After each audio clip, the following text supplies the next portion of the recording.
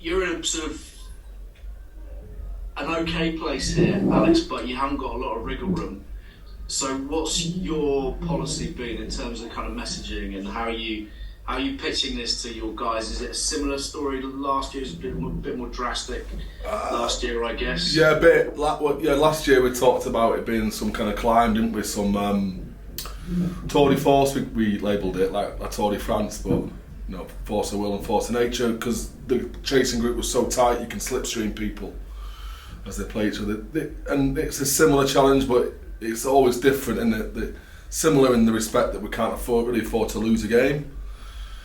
Different because no one scenario, no one fixture can be replicated in terms of feeling. So it's important that we reframe it in a different guise to get a better performance than what we had last year, or at least a better running, because we pitched out in the semis. We've got to get there first. So in big picture stuff, Ali, 3 weeks ago, it's for the most part, excluding the people that know, probably an impossible task for where we were. Now with 2 wins and 2 bonus points, it's possible. Not probable or plausible, but possible. So it's making that possible plausible, and the next 2 games do that. Then it's probable. But let's not look beyond Quins. Let's not look beyond Sarries. This is a really important 2 games for us to make the Premiership a probable and feasible thing to attain. So you're kind of trying to break it into slightly bite-sized chunks. That's exactly it, yeah. Because you come out of the Six Nations, everyone does, with renewed vigour. You've amended some of your methodology and your game model, and then it's still a long time between then and the 12 weeks that it takes to get to the end of the season, and you've got to find form and keep form. So you have to at least be able to analyse and reflect on distance travelled in that 12 weeks period. So breaking it down into those manageable blocks which are interspersed between the European Champions Cup that we're not in anymore. Are you leaning into the way you approached it last season at all? Like, what did you learn from that process and the run that you went on that you're tapping into now? Anything? Yeah, that we can. It was uncharted territory really for us last year, being able to back up away performances and find form, and that's all important in this time of the year. And in doing that, you can look back and lean on the fact that we've got pretty much the same team, and we understand some of the attitude that's needed, and it is attitude. I said that again, like last year, when you get to kind of these games and finals, less and less is discriminated by talent and or your game model or your strategy. In these kind of games, when everyone's carrying a few knocks and niggles, when there's accumulated fatigue that sets in, when you've played the teams already once and you've seen them 4 or 5 times, it then becomes more about attitude at this point, and your attitude to back up, not just week to week, but also back up positives in games, and not think too much about the result, because you can do that, it takes you away from what you need to do in the next job. I'm assuming that all the usual characters are now beginning to be heard in a way that you would like them to be. The senior players, the leadership team are all stepping up in the way that you want them to. Yeah, and again, that's because they can't do it all season. It's too energy draining. Notice that the best teams that I've had the privilege of working with, the game drivers, as we call them, the leaders, the guys you just spoke about, the obvious ones, they almost take hold of it, and you've got to intentionally step back, even if it means them saying things that you could have framed better, or maybe getting it wrong and finding the failure in that and getting the responses. You've got to give them that space to do it. They are, and if anything, we're looking intentionally how we can spread the responsibility and the voice amongst 5 or 6 of our lads, rather than it just be your Ben Currys or your George Fords that take the helm. How easy or difficult is that for you to take that step back? I've come to enjoy it. Like I've come to, because it's when it's happening, and you're like, because I guess as a young coach, I'm not going to get too fucking go down the route. I won't go too long on this, but being a young coach, you want to be out there, you want to influence, you want to be driving the session. From a narcissistic point of view, maybe you want your voice to be heard. But then when you realise what the team requires, what the performance requires, it is you being able to facilitate rather than drive, and you can see it happening. I get joy from that because I'm like, yeah, they're doing this. Like they've got control of this, and you're like, I did a bit of that. You know, it just the intentional part of it, stepping back. So at the start, didn't enjoy it because I felt like I wasn't contributing. But now you get your contribution in other ways. What's the state of play kind of with injuries or fitness? Have you got big concerns over people who's not going to make it for the next few weeks? Well, all positive, and shame Kieran's not in here to hear all this because normally he's the one asking these questions. But probably the strongest squad we've been able to pick from since the start of the season. And there's niggles within it, and some, training, loading management, game minutes that have to be taken into consideration. But in terms of just best players to start, we're right up there. There's only Dan Dupree's a week off at the moment. Remind me what he's done to himself. Dan pulled a calf about 6-7 weeks ago. So I'll go through the ones who are back, who haven't featured consistently the last few weeks. Bevan Rod, back from just a little bit of a back niggle. He was flying today. Tom Curry up for selection. Ben Curry at this point good for selection. Rafi Quirk back. Joe Carpenter, who missed out in that Toulouse game. Sam Bedlow, could feature. Yeah, and we've given those lads who needed a bit of a break, like Asher Opoku for Jaw and Tom Roebuck. They got breaks last week, got a week off last week, so they're coming in fresh. Quins, yeah. Some Quins at the moment, and how to go about taking them down? I probably did them a disservice. I was on camera and I was a bit emotional post the Toulouse game, and I said they want to entertain at this point in the season, and then maybe that's part of it. They haven't had 4 games at home, so they'll big up that, down at the Stoop, and there'll be a lot of noise there, and a lot of noise, like not just the speakers, but the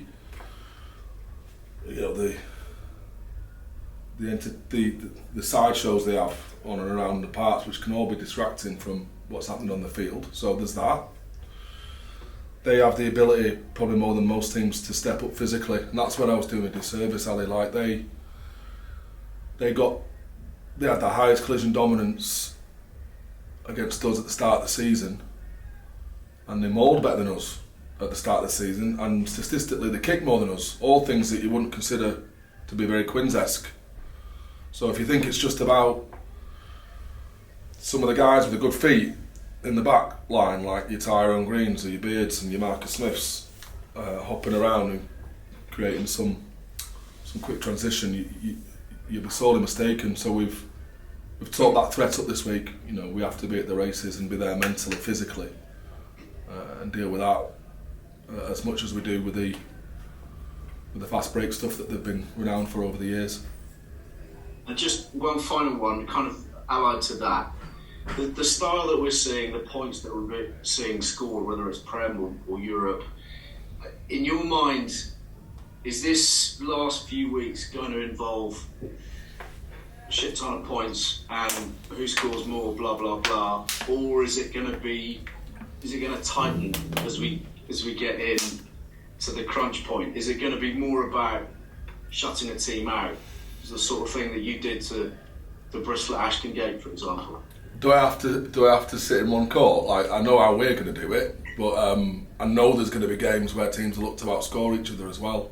I think you can see that from the Champions Cup at the weekend. Most of them are blowouts. I don't really see that as kind of championship winning rugby, but then you get to Toulon and you get to lose. And I know the weather was a bit crappy, but that's more like that kind of test match intensity, where good defences are equaling out strong attacks, and Toulouse win a game on 2 up and unders. You know, that's really good decision making from a team that would normally lean into an offload and high phase game. They end up putting the ball up and winning the game, which needed to be won through good decision making. So I know there's going to be games that blow out, because that's what people have pitched into for this year publicly. You know, your Gloucesters and your Bristols to a large degree. But you know, when Bristol come up to us, having done what we've done to them last time, that is going to be so physical. That's going to be really attritional on the gain line. I think the team that's able to lean into the strengths and find form and confidence within where their strengths are will end up getting to finals. So to answer your question, like, you'll see both. Yeah. I think you'll see both. You'll see tight games and you'll see blowouts. Cool. Thanks, Al. Looking forward to it. Cheers, Al. Hi, Alex. Hi, Adam. Well, so I was talking about the sort of high scores and blowouts and things like that. Is that a trend, or is it, you know, people, has attack got the better of defence recently? Yeah, I would say to a degree. High line speed defence, high, hard pressing defence, poor exit strategies, where there's space on transition. I think that kind of transition attack has got the better of what was a more of a defensive dominant game. And then it changes again, doesn't it? The game has a ways of morphing into something else always, which is the beauty of it, for the purist at least.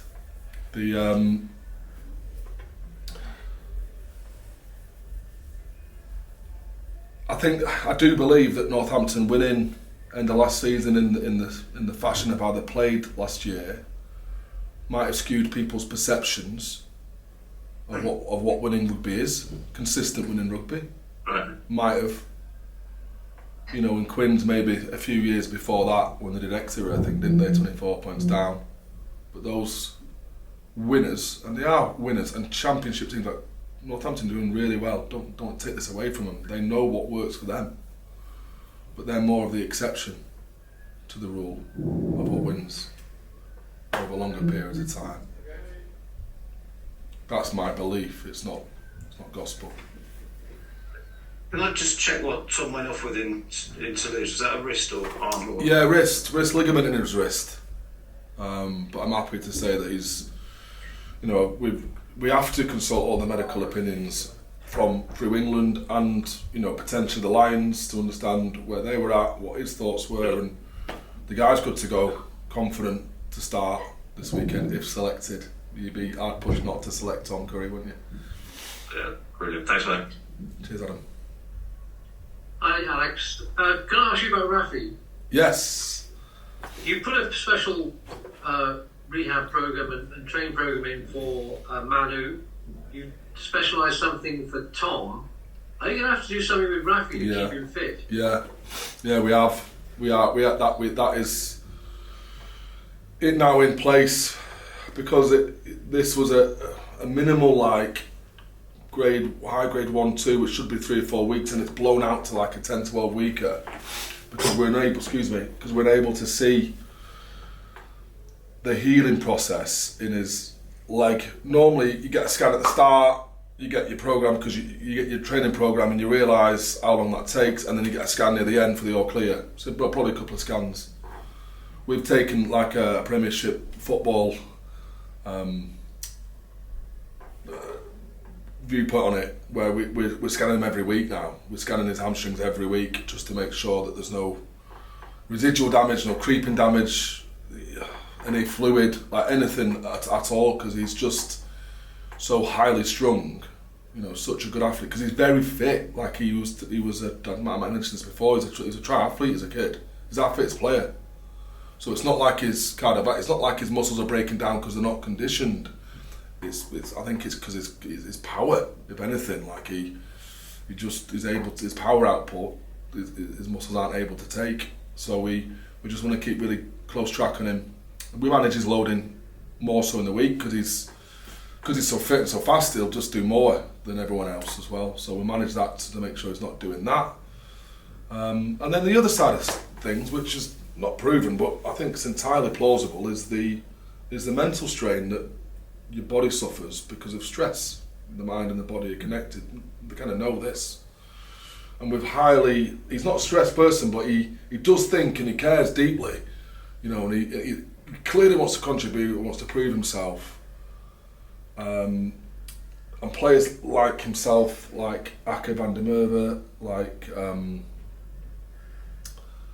who was the centre we had, the South African centre. Ryan Jansen. Yeah, that's him. All these, and they're kind of similar physiques, aren't they? Very kind of emotionally, but not just the carefree. They think about the game a lot and the ramifications thereafter. Getting them to down-regulate, to be able to de-stress, so then the body can recover as well, is an important part of that holistic package that we do when we RAF. Are you keeping England aware of this, thinking obviously Argentina-wise, he has a good finish to the season, but then, like Manny, you'd want, if he gets further up, to manage the same way with you? Yeah, and he would, and they have been really open in terms of our communication. It's so difficult because they definitely taken all our input as to what we're doing with Rafa on a weekly basis and did when he went into England camp.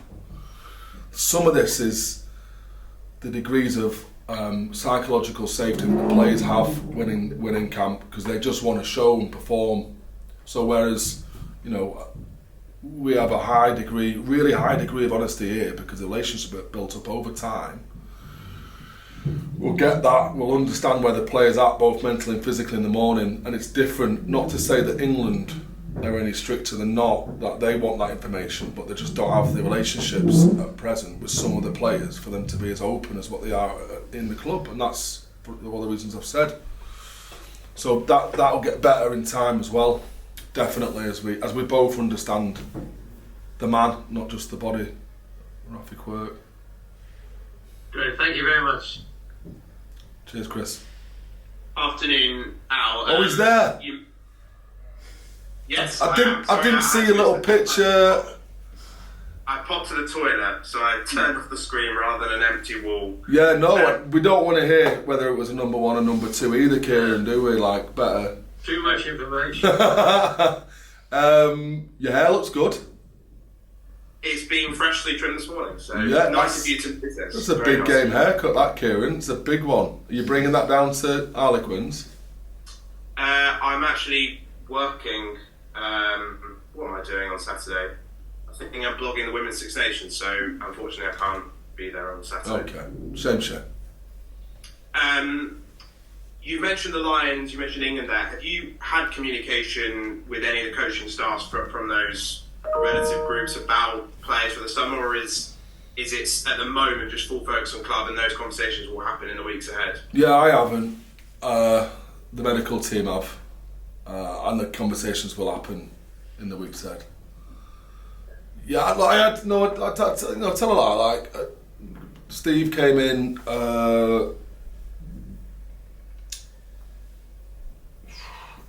just post the Six Nations, so Northampton week, and we talked through all of our lads, and their chances for the Lions and what that would mean for England. So all the lads who were in the PS squad initially, if selected, will go on that England tour if they're not in the Lions. You know who those are, don't you, Kieran? Only one further injury question. Tom O'Flaherty went off in that tackle that led to Cap Watts' injury. What was that injury? A flesh wound. And honest to God, war zone flesh wound. It was horrendous. It was too rank. That was what happened to Caporazzo's. If you slow it down, he got his stud caught in some of the fleshy part of the top of his knee, and it didn't come out until it had raked itself through another 4 to 5 inches of flesh. It opened up like an orange, and it's required like a lot of stitches, a lot of internal stitches. Now, God knows how he missed tendons and stuff, because apparently it's just cosmetic, but his knee will never look as pretty as it did before. So in all those lads that we talked about coming back in, he's one that will miss it, but maybe like by a matter of days, it's just for the skin to heal. It was, I think, this time last week that Ruben Logan's signing was announced. For those that haven't seen a huge amount of him, because he's obviously still a very young player, I think he started all 5 games for Scotland under 20s and Six Nations. Could you just explain sort of what he's going to bring to this group over the coming years? Stay away from the obvious. He is 120 kilograms and played on the wing, Kieran. Like, he's a big unit that can shift. He was in the wider 35-man under 20 squad, so we're narrowly missing out on that, and maybe through some